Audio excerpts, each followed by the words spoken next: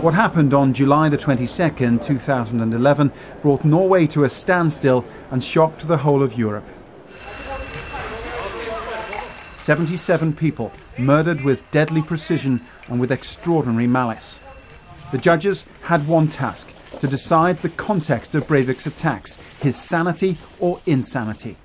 In fact, as the presiding judge delivered the unanimous decision, neither word was used.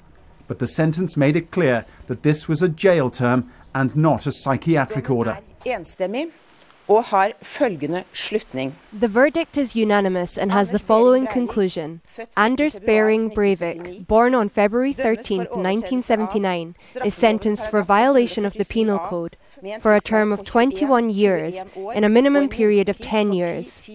Breivik smiled broadly at the decision. He had threatened to appeal if declared insane. But the survivors and bereaved relatives were also satisfied with the outcome. It means that it was pure evil and not something done by an insane man.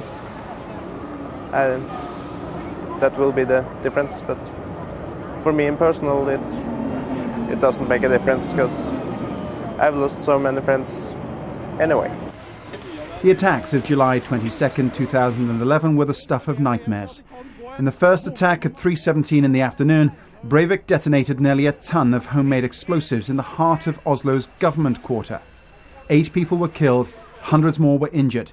But as emergency services were still scrambling to cope with that carnage, Breivik had embarked on an even worse outrage. He made his way to Utoya Island, northwest of Oslo, where a Labour Party youth summer camp was underway. He landed at 5:15 p.m. and for an hour and 20 minutes, Breivik pursued his victims across the island and coldly shot 67, mainly teenagers, one after the other. Another 2 victims died trying to escape him. A total of 77 people lost their lives before Breivik could be arrested. At his trial, Breivik claimed he was part of a far-right group called Knights Templar. He insisted the killings were gruesome but necessary to provoke a backlash, he said, against Norway's multicultural political agenda. In his own mind, he believed Europe was facing Islamic colonization.